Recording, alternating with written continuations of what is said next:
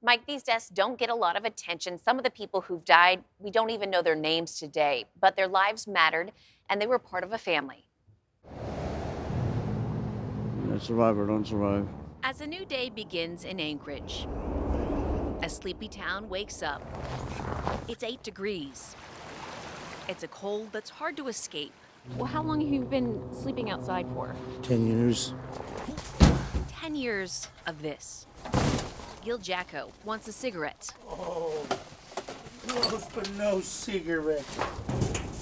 Jacko says these dumpsters behind an apartment complex are some of the best in town. Sometimes there's nothing. Anything worth it in there? Not really, I'm just looking for a cigarette though. Other times he's lucky. Candles, a very good. This is a cold world, high stakes, where even friends are not always loyal. He ungratefully stole my M&Ms the last time I saw him. So you took his book?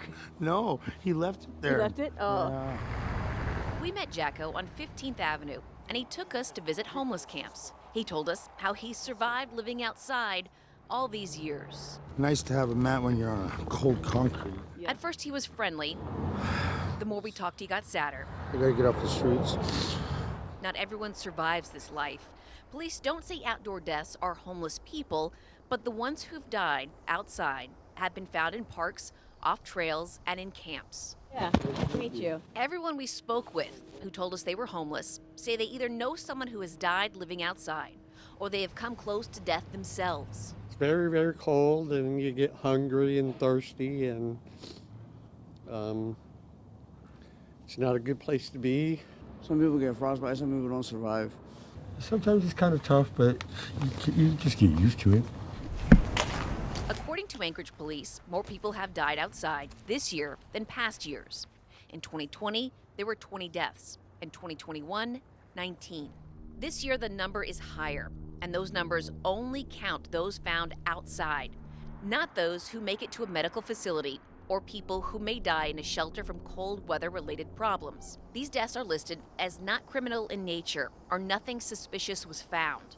The one connection being found dead outside. One person that I knew, I can't remember her name, but she passed away a long time ago. There are a lot of reasons people are homeless in Anchorage. The Anchorage Coalition to End Homelessness says up to 3,000 people in Anchorage use some type of homeless service every month.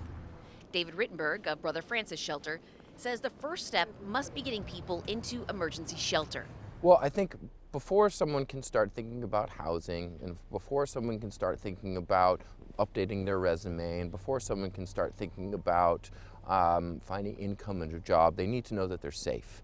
They need to know where their next meal is coming from. They need to know that they have a warm, safe place to stay at that night. But many aren't going. Walk around and look for cardboard. How's that better than sleeping in a house? Substance abuse is also a barrier. And I've been struggling on the streets with alcoholism. The older you get, the harder it is for you to maintain your heat. The oldest person to die outside this year was 74. In September, a person was found dead inside a porta potty off East Tudor Road and View Circle. Several people have died inside tents in the woods. This used to be a large camp. In October, a woman was found dead lying inside a tent just a few feet from several homes.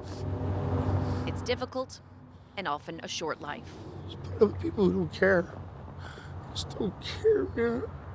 Rebecca Pulsha, Alaska's news source.